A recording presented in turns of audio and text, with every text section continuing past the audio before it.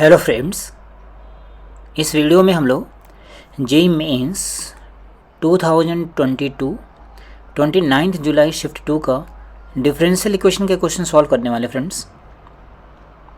ये काफ़ी अच्छा सा क्वेश्चन है। मेनली यहाँ पे इंटीग्रेशन है।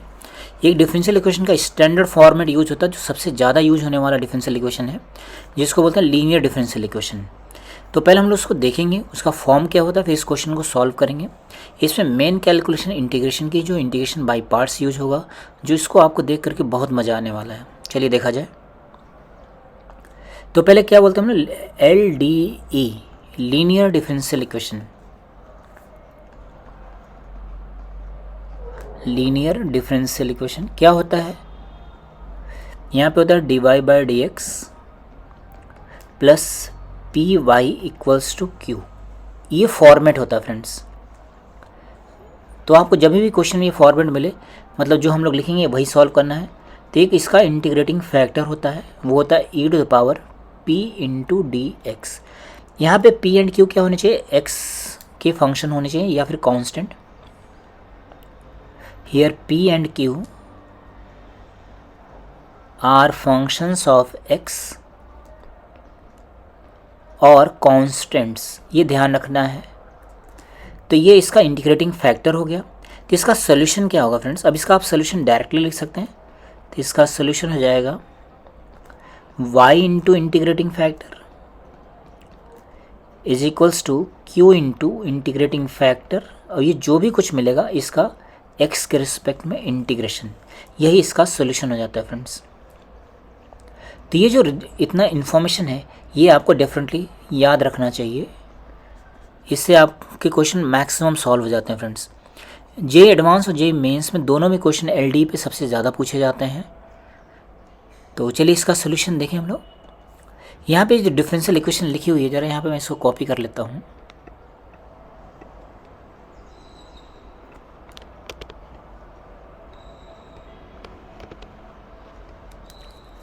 तो यहाँ पे देखिए, ये इसी तरह के फॉर्मेट में लिखा हुआ है फ्रेंड्स। तो सबसे पहले हम लोग इसका इंटीग्रेटिंग फैक्टर निकालेंगे।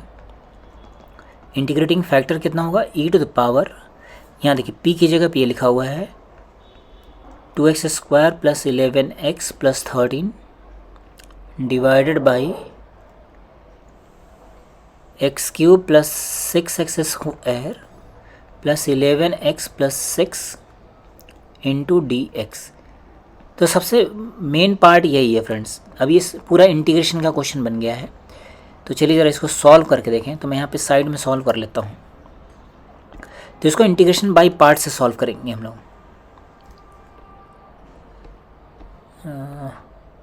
हाँ, इतना ठीक है। तो इसको इंटीग्रेशन बाय पार्ट से सॉल्व कर लेते हैं। इंटीग्रेशन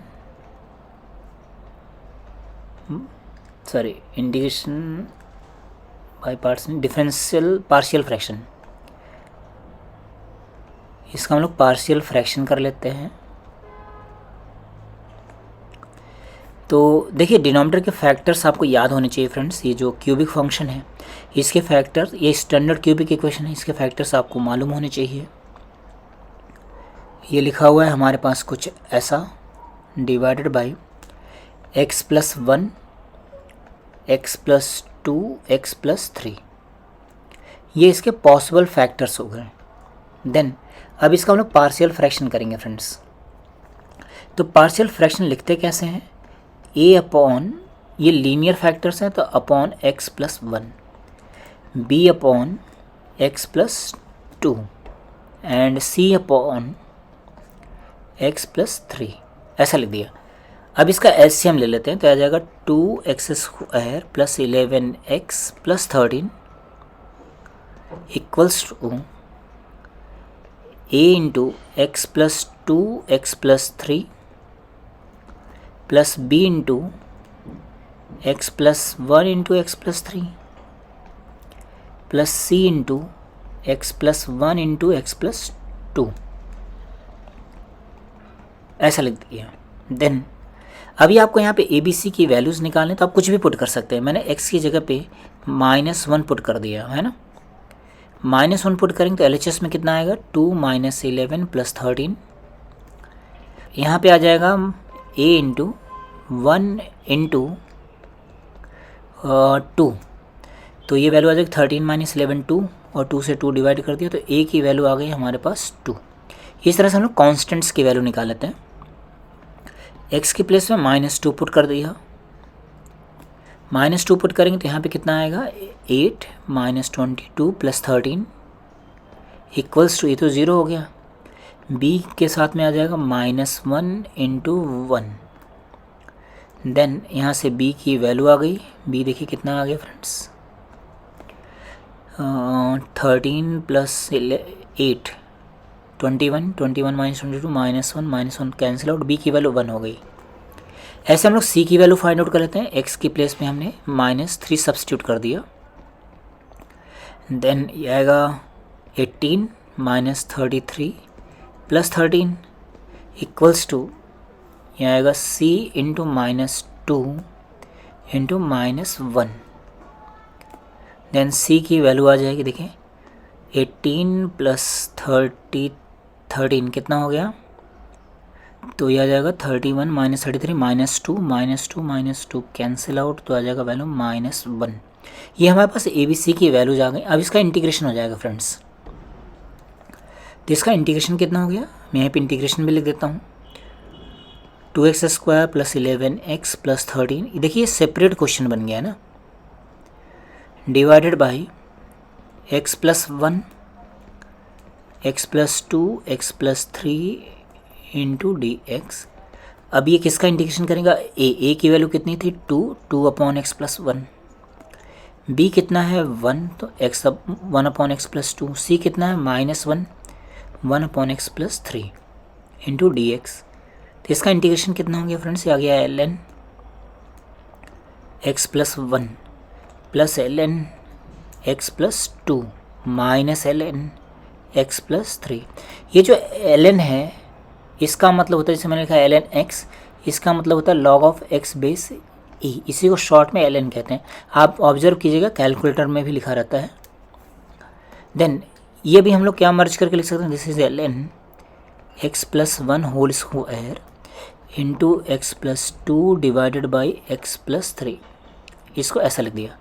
अब ये जो वैल्यू है इस वैल्यू को हमने यहाँ पे सब्स्टिट्यूट कर लिया, तो आएगा e⁻ln x plus 1 whole square into x plus 2 divided by x plus 3। तो लॉग का फॉर्मूला होता है फ्रेंड्स, क्या फॉर्मूला होता है, e⁻log of x base a, इसकी वैल्यू हो जाती है x। तो इस फॉर्मूले की हेल्प से हम लोग इसको ब्रेक कर देते हैं, तो कितना आ जाएगा x plus 1 whole square x plus 2 divided by x plus 3। ये हमारा कैलकुलेशन हो गया फ्रेंड्स इंटीग्रेटिंग फैक्टर का। देखा ना, अब इंटीग्रेटिंग फैक्टर निकालने में ये क्वेश्चन हो गया है। देन अब इसको सॉल्व कर लेते हैं, तो इसका सोल्यूशन कितना होगा, इसका सोल्यूशन बनता है y into integrating factor is equals to ये वाली quantity into integrating factor dx, इस पूरे का फिर से इंटीग्रेशन। तो ये इंटीग्रेटिंग फैक्टर हमने यहाँ पे सब्स्टिट्यूट कर दिया, तो y into x plus 1 whole square x plus 2 divided by x plus 3, और यहाँ पे कितना हो जाएगा x plus 3 upon x plus 1 into x plus 1 whole square x plus 2 divided by x plus 3 into dx।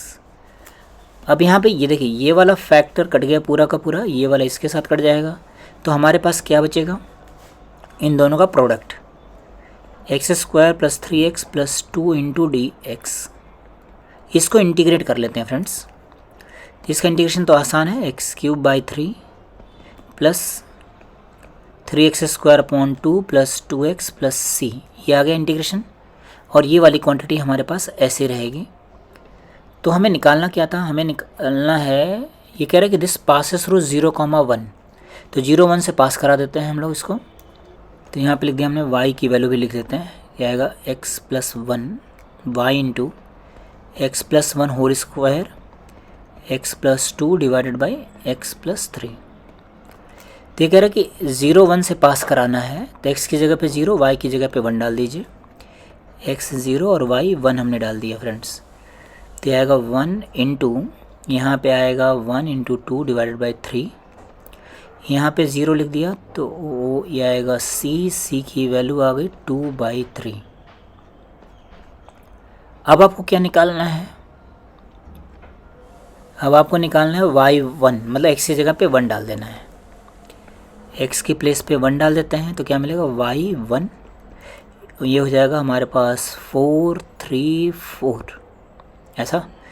यहाँ पे 1 लिखें तो 1/3, 3/2 प्लस 2 प्लस 2/3, ऐसा बनेगा। ये तो कैंसिल आउट, तो यहाँ से y1 की वैल्यू कितनी हो जाएगी फ्रेंड्स, y1 इज़, देखिए यहाँ पे इसका एलसीएम लेते हैं तो 3/2, 1/3 कितना हो गया 1, 1 प्लस 2 3, 3 प्लस 3/2 माइनस का 3, ये कैंसिल आउट, तो y1 की वैल्यू हो गई 3/2, और यही हमारे पास आंसर हो जाएगा फ्रेंड्स। तो इसका बी ऑप्शन करेक्ट हो गया फ्रेंड्स, है ना, देखिए इसका बी ऑप्शन करेक्ट हो जाएगा। आई होप आपको इस सोल्यूशन अच्छा लगेगा फ्रेंड्स। काफ़ी लेंदी कैलकुलेशन है और इसमें आप कहीं पे शॉर्टकट भी नहीं मार सकते, प्रॉब्लम ये भी है, तो इसका लिए पूरा सॉल्व करना ही पड़ेगा।